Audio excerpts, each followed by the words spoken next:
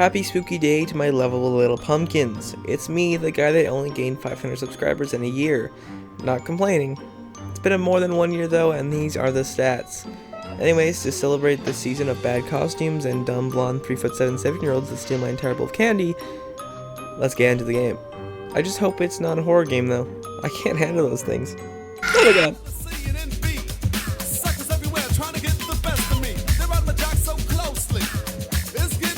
After the great success of Until Dawn, the company went on to create the Dark Pictures Anthology. Thanks guys. Thanks a lot. So we're starting with Man of Medan, a story based on a real-life ship that had a bunch of dead people on it and was thought to be a real-ass ghost ship. So of course, this is going to make for a good game. And yes, to get to the point, this game is pretty fun. So to go over the main plot first, which has its good moments, and others that are less admirable, we start back in 1940s during the Second World War, and we have two soldiers. They get mega drunk and stumble back to the ship only to get caught, beat up, and fined and thrown in the brig. When coming to, the ship is under stress. Dead bodies, people freaking the actual fuck out, and little ghost boys that would look like they would steal my bowl of candy. Shoot the motherfucker. Decades later, we are a group of young divers. The only good ones you'll need to know are Alex and Brad. Everyone else is just boring. And I may have killed one, but forget I said this. We go to a World War II plane and disturb it, because of course that's what you do, and make some pirates kind of angry by being not poor. Later that night, we make a plan to get some Mongolian gold. In the middle of the night, they come after us and kidnap us. After some struggles, the ship comes up and we board it, because that's what you do when a World War II ship comes out of fuck knows. Anyways, after many jump scares and random bullshit later, the main plot is there is something called Mongolian gold. But it turns out it's just a man-made disease from China. Yeah, a pretty interesting coincidence, huh? So it makes people have heart palpitations and hallucinations. This causes heart problems, of course, and eventually death. And we need to call help and survive. And that's basically the main plot. So let's look into some questions I got, because there's many. Okay, so you make many decisions in this game, that's what it's about. And they can lead to certain characters dying, as we've seen. I already know that I let you lost her. But early in the game, I sent Conrad on a boat. Well, after we leave the giant ship, Conrad comes back on a boat with a gun. And then by himself. But like, who was driving?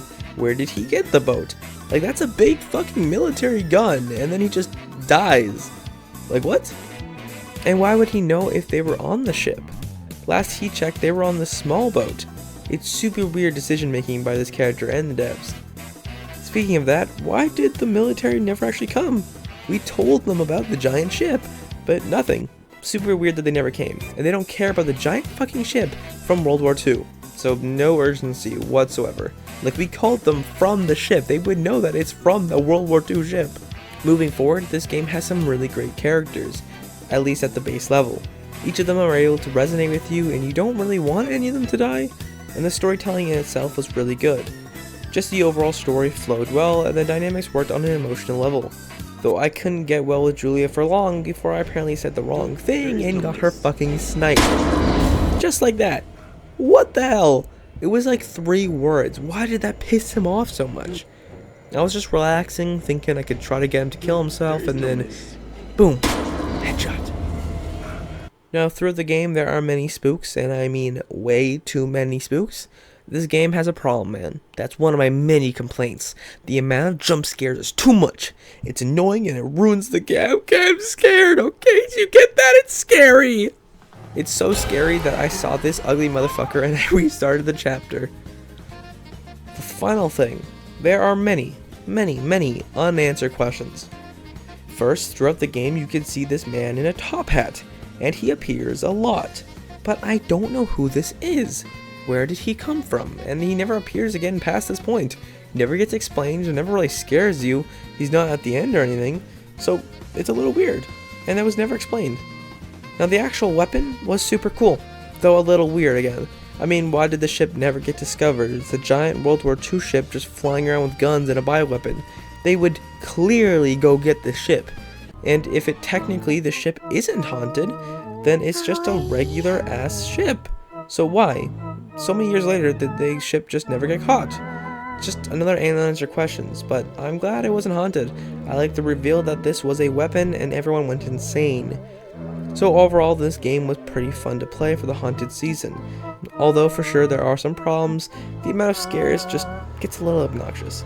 I like mystery to scare me, not a fucking rat. The characters were fun to play around with, and while I tried to get everyone to survive, it just doesn't happen sometimes, let's be honest here. I'll give the game a 78 out of 100. It's good, but it just leaves so much to be desired. Thanks for watching this hella late Halloween episode, and I'll see you January 15th for Christmas.